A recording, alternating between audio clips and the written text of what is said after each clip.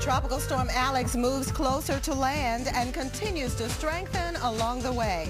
We'll track this storm as it becomes the first Atlantic hurricane of the season, and we'll detail the widespread impacts that are already reaching the Gulf Coast. We're also tracking some isolated severe thunderstorms across the south. We'll detail who could see damaging winds and heavy rain as we move into the overnight hours. We've got all this and much more coming up this hour.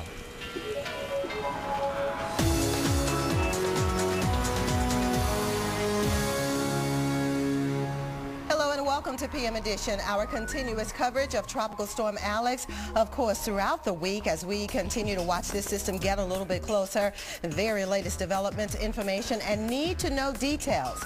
I'm Vivian Brown. And I'm Nick Walker. We'll go live to South Texas in just a moment, where bands of rain are already reaching the shore. But first, here's the bottom line on Alex. Hurricane and tropical storm warnings are in effect for parts of the Texas coast. Alex is forecast to become a hurricane. The fringe effects are hitting the oil spill area in the Gulf, but the strongest part of Alex will miss that area.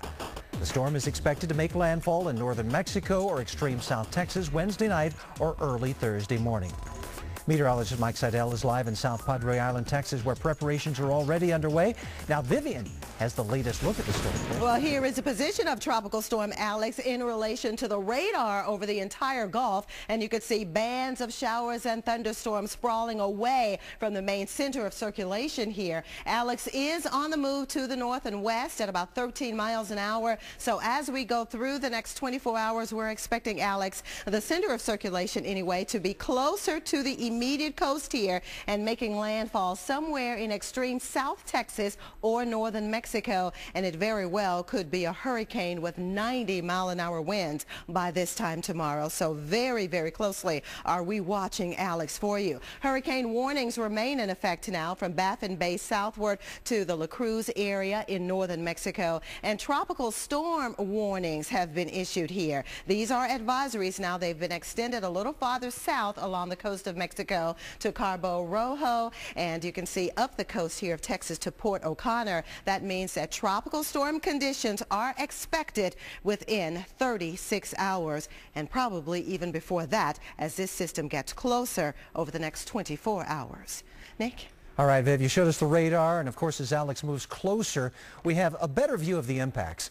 Both northern Mexico and southern Texas can expect heavy rain and flooding, too.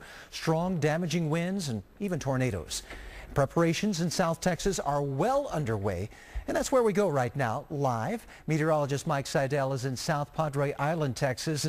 And Mike, you know, last we checked with you, it sounded as if they're really ready for this one and actually feeling fairly optimistic that the beach and coastline can withstand. Yeah, let me show you what they've done over the past couple of hours here out on the beach.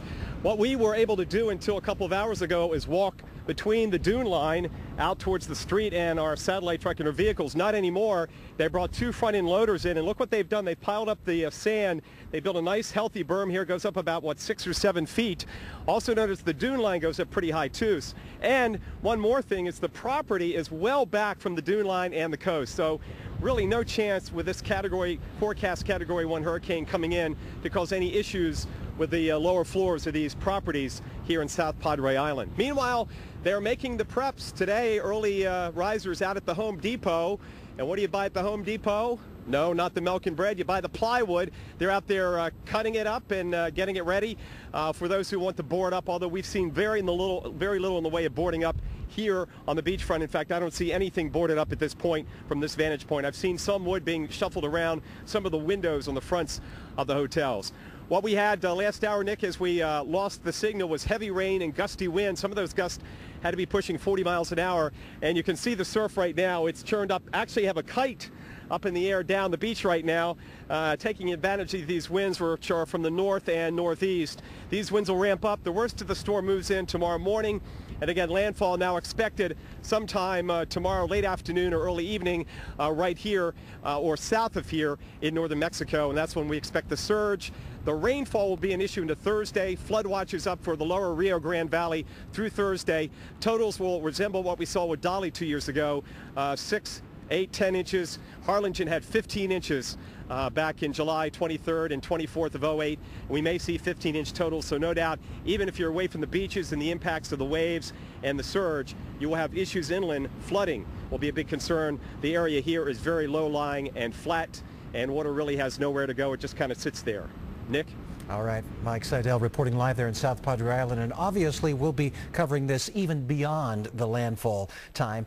Very often we can see flooding that's even worse than the impacts at the coast. Yeah, to say the very least, in South Texas, northern Mexico, conditions are as good as they're going to get, because definitely deteriorating from this point. And you can see folks are definitely preparing, stocking up. All of the shelves at the supermarkets around the Brownsville area are totally empty. People stocking up on bottled water, milk, eggs, bread. I'm sure everything they need to keep them hunkered down. I hope you got yours already.